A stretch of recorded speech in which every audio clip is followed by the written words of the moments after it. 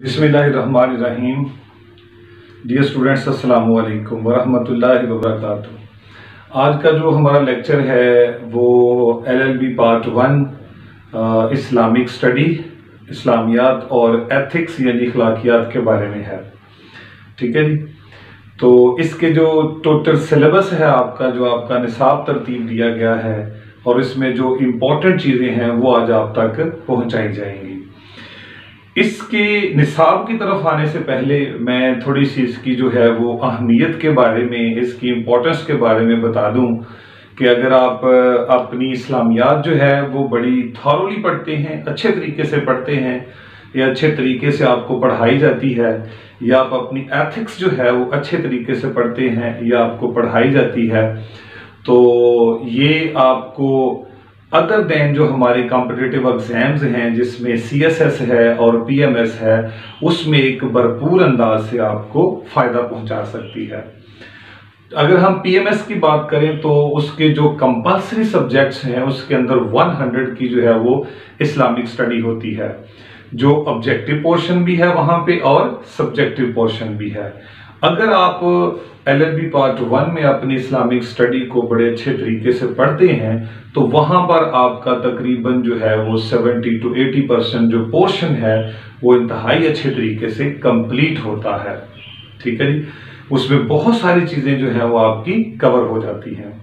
इसी तरह अगर आप अपने एथिक्स में, जो आपको फॉर नॉन मुस्लिम के लिए जो एथिक्स पढ़ाई जाती है, अगर वो अपने एथिक्स को अच्छे तरीके से पढ़ते हैं तो यही एथिक्स जो है उनको 100 नंबर की जो एथिक्स PMS में है उसमें बहुत ज़्यादा फायदा पहुंचा सकती है।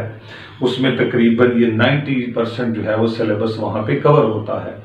इसके अलावा अगर आप CSS की बात करते हैं वहाँ पर भी जो इस्लामिक स्टडी है, ठीक है जी, वो या अब जो LLB पार्ट 1 में आप अपनी इस्लामिक स्टडी और एथिक्स जो है कंप्लीट करेंगे वो आपको CSS में भी फायदा पहुंचाएगी। ठीक, तो ये थी इसकी अहमियत जो हम आपको हर सब्जेक्ट के साथ साथ बताते जाते हैं।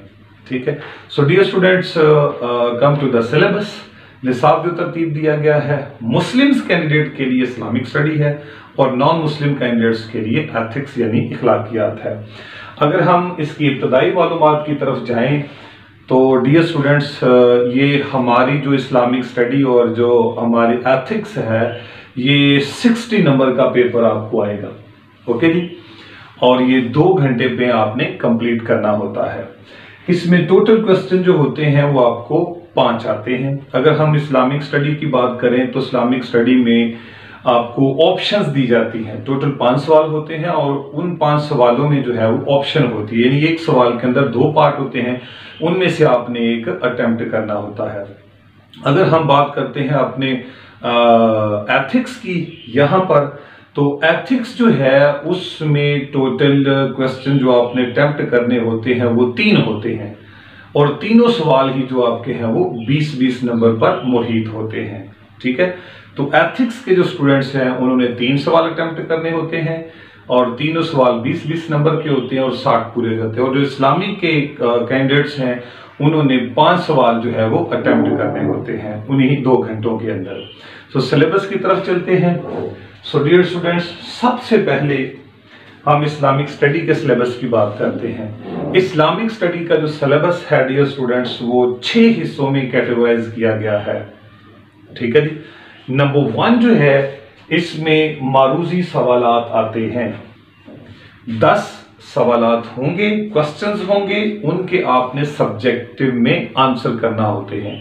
ये 10 सवाल होते हैं और इसके नंबर भी 10 होते हैं, यानी हर सवाल का 1 नंबर होता है। ये वाला जो सवाल है मारूजी जो आपको आएगा ये पूरे सिलेबस से सिलेक्ट किया जाएगा।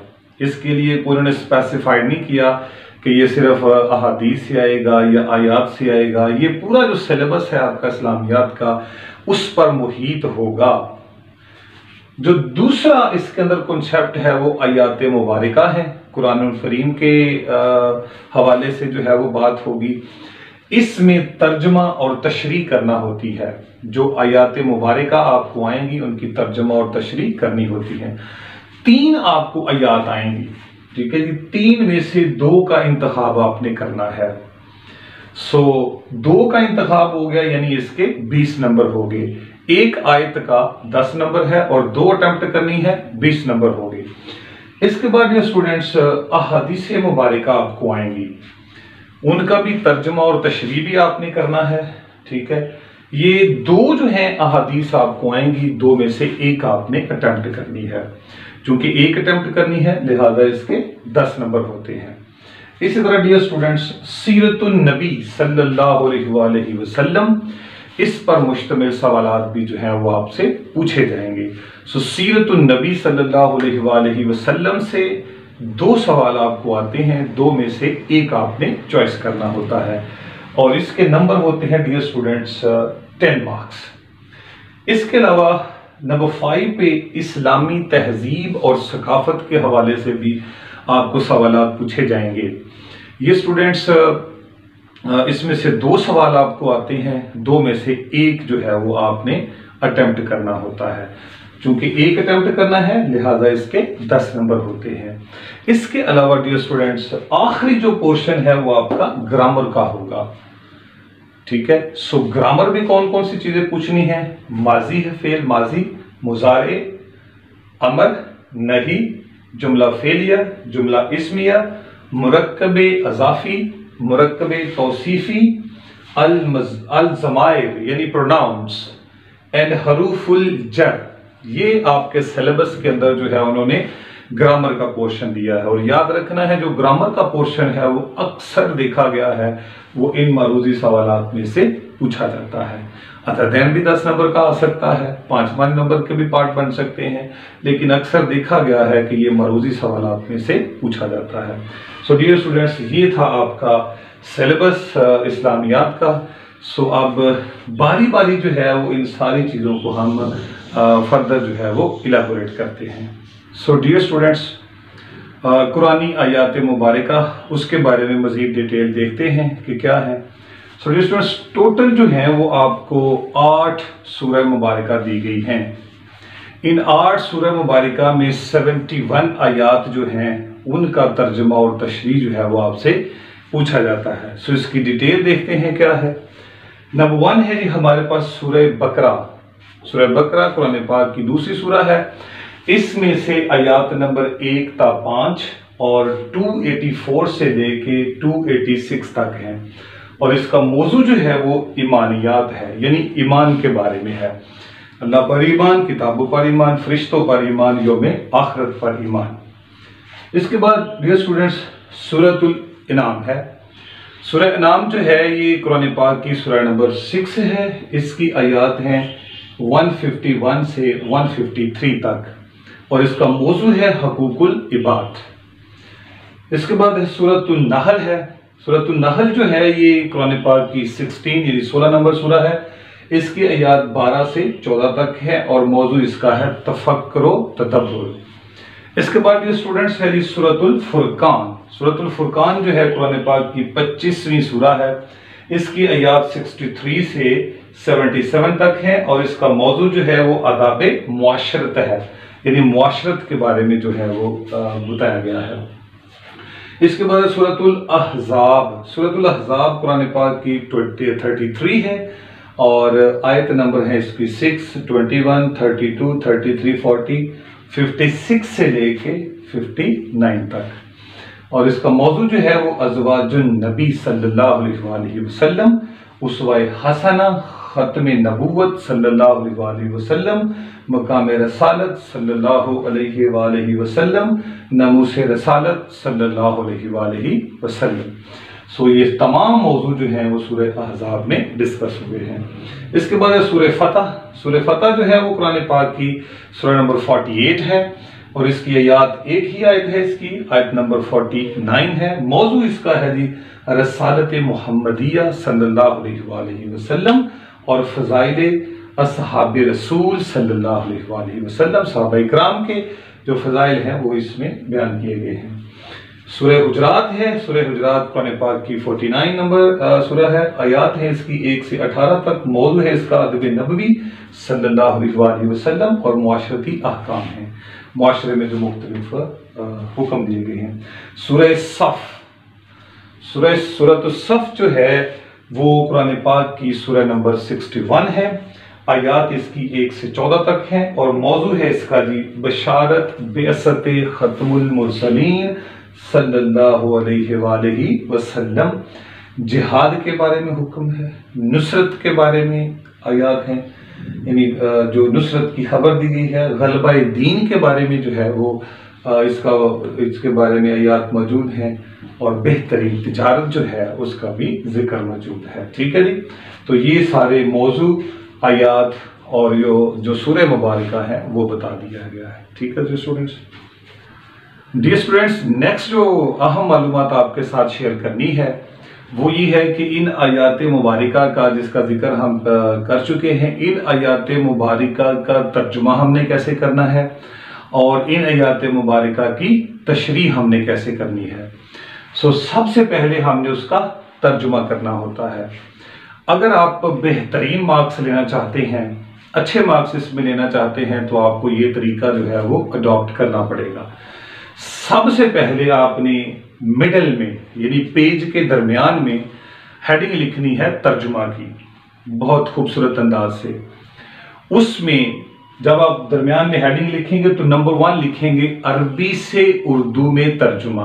अरबी से उर्दू में मानी इसका क्या बनता है, तर्जुमा नहीं मानी, जिसे आप अक्सर उर्दू की जब तशरीह करते हैं तो हल लुगत लिखते हैं। ठीक है जी, फहम आसान लिखते हैं। आपने सबसे जो अरबिक के मुश्किल अल्फाज हैं उनका, जो अहम और मुश्किल अल्फाज हैं उनका आपने मीनिंग लिखना होता है। नंबर 2 पे आप अगर अपना सिलेबस लिखें तो उसके अंदर लिखा है आयात मुबारिका का लघवी तर्जुमा और आयात मुबारिका का बामुहावरा तर्जुमा। जिस तरह भी आपसे पूछा गया है आपने उस तरह जो है वो उसका तर्जुमा लिखना होता है। लघवी भी जो है वो तर्जुमा कर सकते हैं और उसका बामुहावरा तर्जुमा भी जो है वो आप कर सकते हैं। ठीक है, तर्जुमा की हद तक ये बात कंप्लीट हो गई। आगे चलते हैं जी तशरीह की हद तक। डियर स्टूडेंट्स, तशरीह करने का भी एक पूरा आर्ट है कि आपने अपनी आयात मुबारिका की तशरीह कैसे करनी होती है। आयात मुबारिका की जब भी आप तशरीह करें तो आपने नंबर 1 उसमें सूरह मुबारिका का नाम लिखना होता है। जैसे सूरह बकरा है, अगर उसमें से कोई आयत आ गई है, फिर आपने सूरह का नंबर लिखना होता है कि कुरान पाक की कितनी सूरह है। जिस तरह बकरा जो है वो कुरान पाक की दूसरी सूरह है। इस तरह आपने जो आयत आपको दी गई हैं उन आयत का नंबर भी लिखना है कि ये सूरह बकरा की कौन सी आयत है, उसका नंबर भी आपने लिखना है। फिर उसके बाद उसका मौजू भी आपने लिखना है। जो सूरह की आयत आपको दी जाएगी उस आयत का मौजू भी आपने लिखना है कि इसके अंदर किस बात को जो है वो डिस्कस किया गया है। इसके बाद ये स्टूडेंट्स आपने जो है वो अपनी तशरीह का आगाज करना है।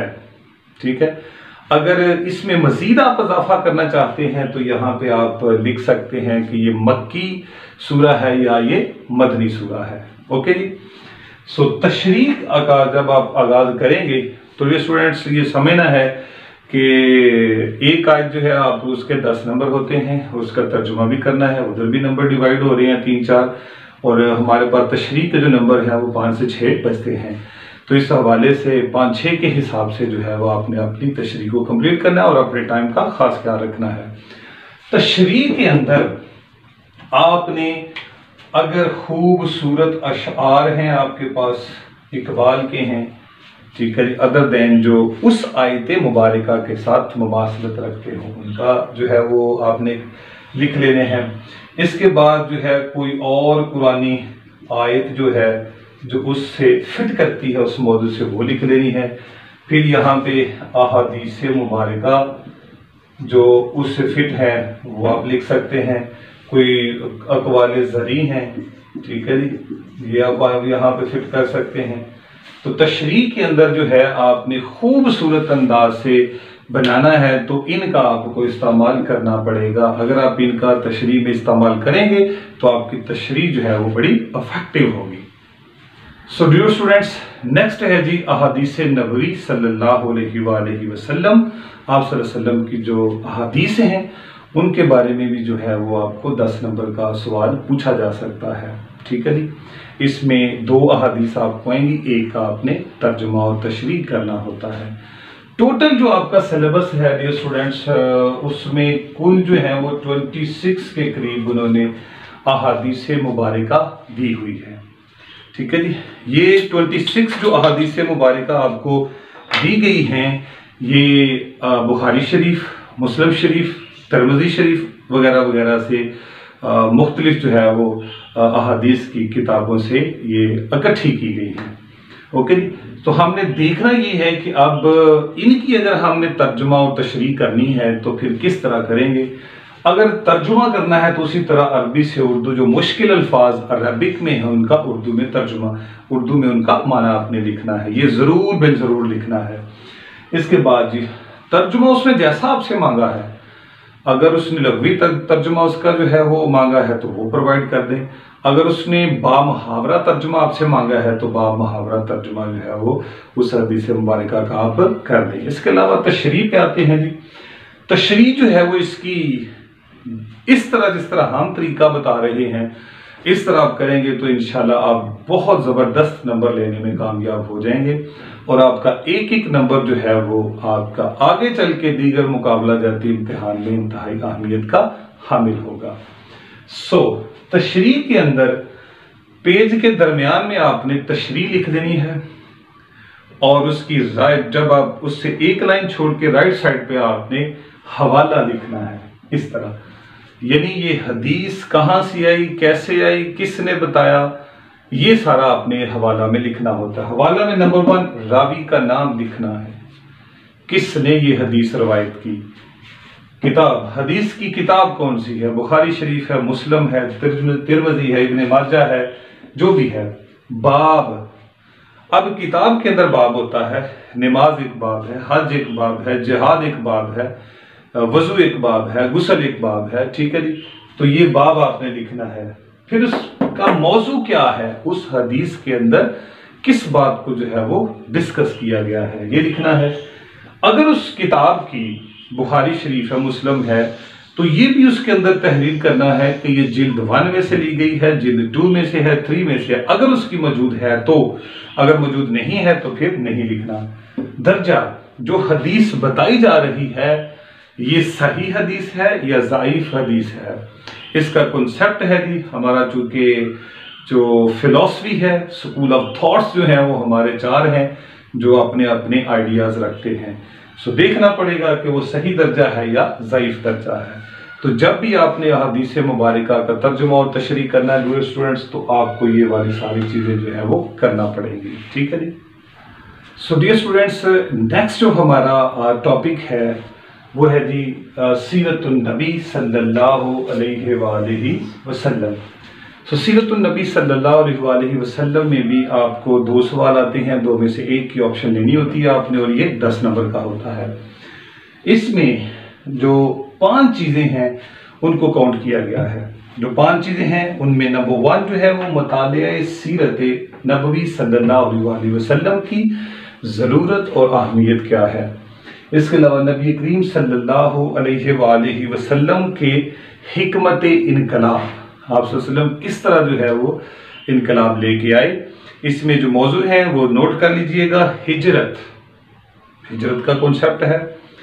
इसमें मवाखात का जो कॉन्सेप्ट है, इसमें मिसाक मदीना की मिसाल है, इसमें सुलह हदैबिया की मिसाल है, इसमें खुतबा हिज्जतुल वदा की मिसाल है। ठीक है जी।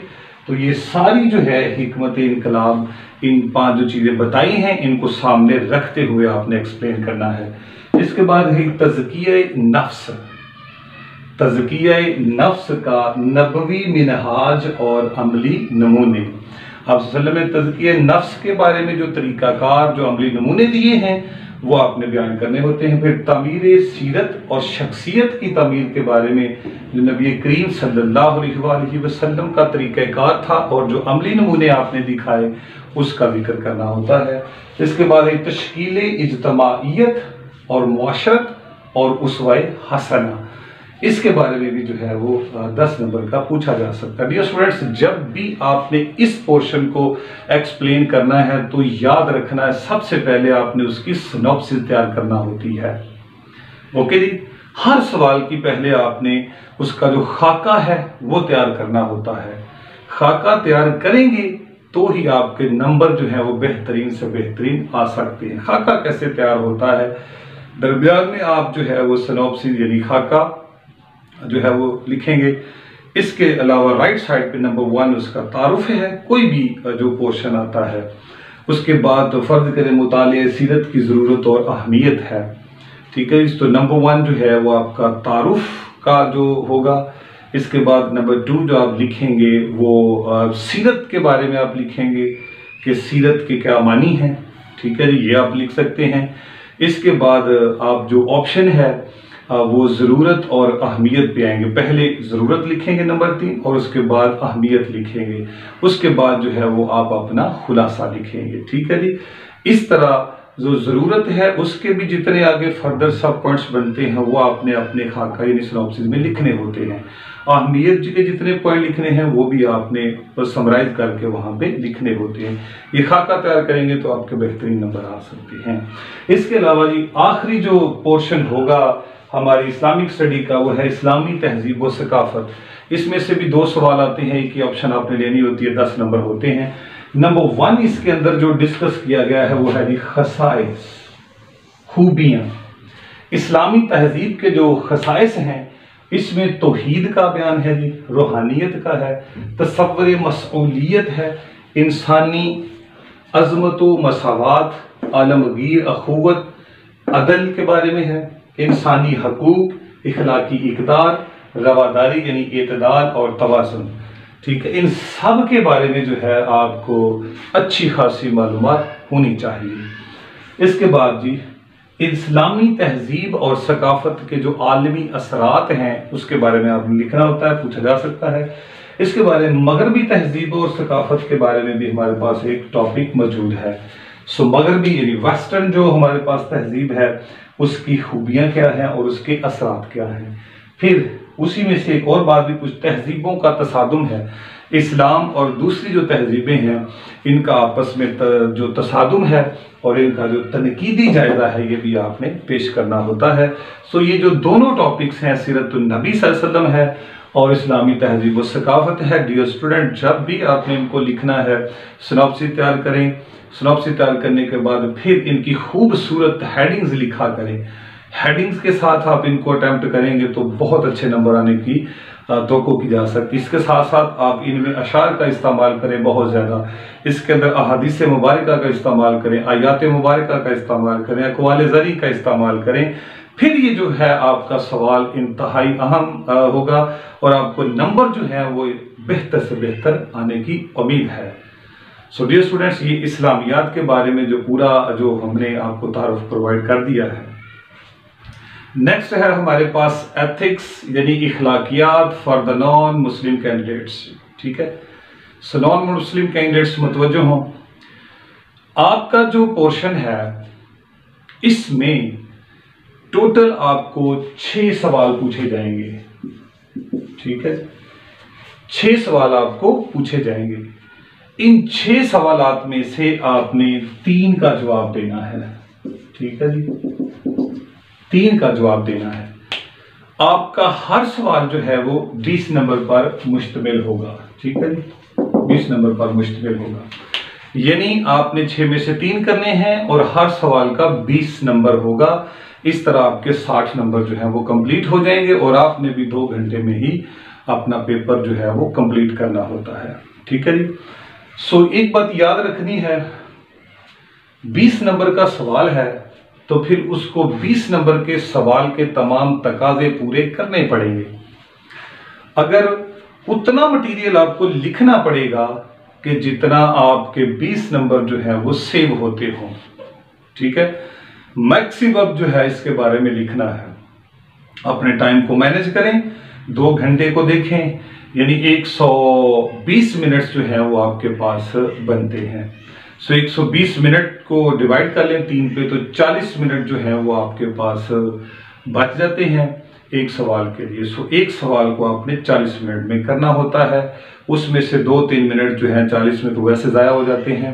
आपके पास 35 से 37 मिनट्स होते हैं एक पूरे सवाल को करने के लिए। आपने जब आपने ये सवाल अपने अटेम्प्ट करने हैं तो फिर अपना रिलीजन के मुताबिक आपने अक़वाल ज़री का इस्तेमाल करना है इसके अंदर। अपने रिलीजन के मुताबिक जो कि आपकी मुक़द्दस किताबें हैं उनके मुताबिक आपने उनसे जो है कुछ एग्जाम्पल्स निकाल के उसके अंदर ऐड करनी है। इसके अलावा आप अशार का इस्तेमाल भी कर सकते हैं जो आपके टॉपिक के लिए फिट हो सकते हैं। ये चीज़ों को आप लेके आगे चलेंगे तो आपका सवाल जो है वो इंतहाई मजबूत होगा। अदरवाइज जो है वो आपका सवाल एक सिंपल सवाल ही रहेगा और इसमें कम से कम नंबर आने की उम्मीद होगी। आप ये तरीका इस्तेमाल करेंगे तो इंशाल्लाह बेहतरीन नंबर लेने के काबिल हो जाएंगे। मैंने जो है वो एथिक्स के स्टूडेंट्स के लिए, नॉन मुस्लिम कैंडिडेट्स के लिए 10 सवाल जो हैं वो निकाले हैं। ये 10 सवाल जो हैं वो इंतहाई अहम हैं। आप अगर इन्हीं को अडॉप्ट करते हैं तो अल्हम्दुलिल्लाह आपके लिए 3 सवालों का इंतखाब बहुत आसान हो जाएगा। इसमें नंबर 1 जो है अक़लीतों के बारे में इस्लामी तालीमात। इस्लाम और अक़लीतों के बारे में जो इस्लाम ने हुक्म दिए हैं, जो हमें हदीस मुबारका से मिलते हैं, जो हमें कुरान पाक से मिलते हैं, उनके बारे में आपने बताना होता है। इखलाकियात और मजहब का बाहमी ताल्लुक। एथिक्स और मजहब का आपस में स्ट्रॉन्ग रिलेशन क्या है, इसके बारे में आपने बात करना होती है। बुद्ध मत की इखलाकी तालीमात, जो रिलीजन है बुद्ध मत है जी, उसकी जो इखलाकियात के बारे में जो तालीमात है उनका पूरा जो है वो स्केच खींचना है। इखलाकी तालीमात और अहादीस नबवी। अहादीस नबवी से आपने इखलाकी तालीमात जो है वो साबित करनी होती है। इखलाकियात और इल्मे नफ्सियात के बाहमी ताल्लुक। इखलाकियात और नफ्सियात का आपस में क्या ताल्लुक है। मसीहियत की इखलाकी तालीमात, हज़रत ईसा अलैहिस्सलाम की जो इखलाकी तालीमात हैं, इखलाक के बारे में जो उनका फरमुदात हैं, जो इरशादात हैं, वो आपने देखने होते हैं। ठीक है जी, उनको आपने इलाबोरेट करना होता है। इंसानी ज़िंदगी और इखलाक की अहमियत। इंसान की ज़िंदगी में इखलाक की कितनी अहमियत है, कितना उसको खूबसूरत बनाती है, ये आपने लिखना तसव्वुर। इसके बाद आलमी मज़ाहब, जो वर्ल्ड रिलीजन्स हैं दुनिया के, उन रिलीजन में आपने इन चीज़ों को देखना है। उन रिलीजन में रवादारी का क्या तसव्वुर है, जो वर्ल्ड के जो रिलीजन है, आलमी जो मज़ाहब है, उसमें वुसअत नज़र का क्या तसव्वुर है, उसमें सदक का जो है वो क्या तसव्वुर है, और उसमें फलाह का क्या तसव्वुर है। तो इनको जो सेपरेट भी पूछा जा सकता है, इकट्ठा भी पूछा जा सकता है। इसके बाद ही मजहब में आज़ादी और जिम्मेदारी। मजहब इंसान को कितना आज़ाद करता है, कितना उसको फ्री करता है और कितना उसके ऊपर जिम्मेदारी आयद करता है, ये मौजूद है जी। 10वां है जी आला इखलाक और मजहब का ताल्लुक। इंसान के आला इखलाक के अंदर मजहब का कितना ताल्लुक होता है, इस मौजू पे आपने बात करनी होती है। डियर स्टूडेंट्स, इखलाकियात के जो हमारे नॉन मुस्लिम कैंडिडेट्स हैं उनके लिए ये 10 सवाल इंतहाई अहम हैं। इनको नोट कर लीजिएगा, ठीक है जी। नोट करके जो है वो आपने इसकी जो तशरीह है फर्दर वो जहाँ से भी अवेलेबल है कर सकते हैं। डियर स्टूडेंट्स, ये था आज का हमारा जी लेक्चर इस्लामियात और इखलाकियात के बारे में।